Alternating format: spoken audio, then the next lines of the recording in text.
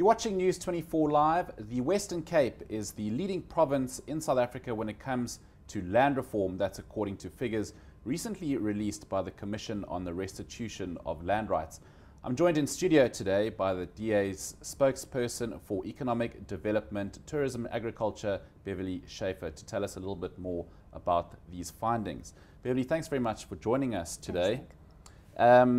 First of all, let's just look at the figures. So according to this report, the Western Cape has the highest number of settled land claims, 194 land claims to the value of 1.5 billion rand. Now, how is that compared to previous years and I guess to other provinces?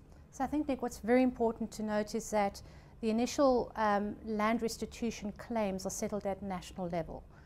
So we receive those claims and then from there provide the support services for the claims to actually happen effectively. So we're bound by nationals' slowness or fastness or speediness at how they're going to actually make sure that those land claims go through. Some of them take 20 years, others take a much shorter period of time, but we really are bound by nationals' intentions.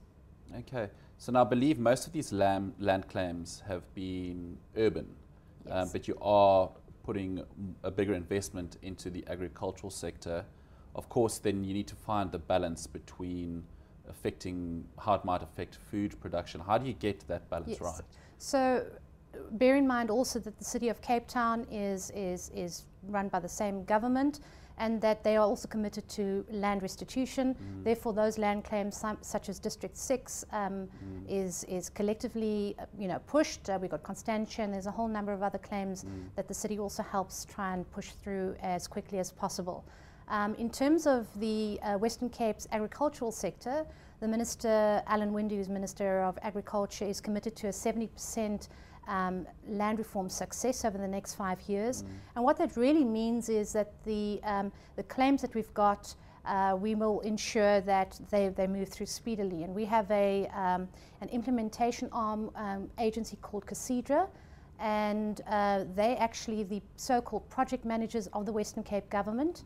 They, for the past 22 years or so, have been implementing land reform and rural development projects in the Western Cape, so they are our official agency.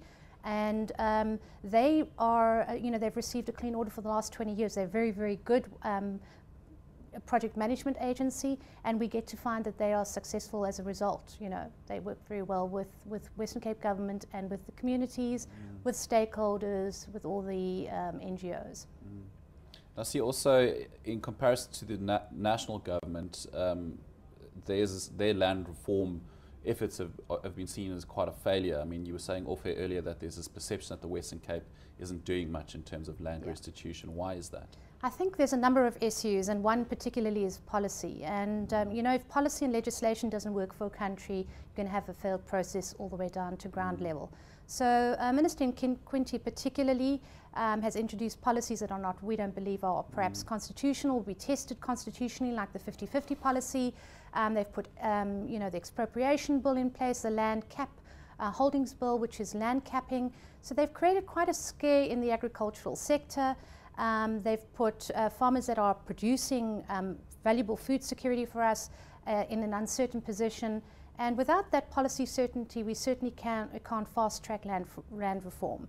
Secondly, they waste a huge amount of money on creating land claims which they settle by paying out in cash, and particularly with people that are not interested in farming at all.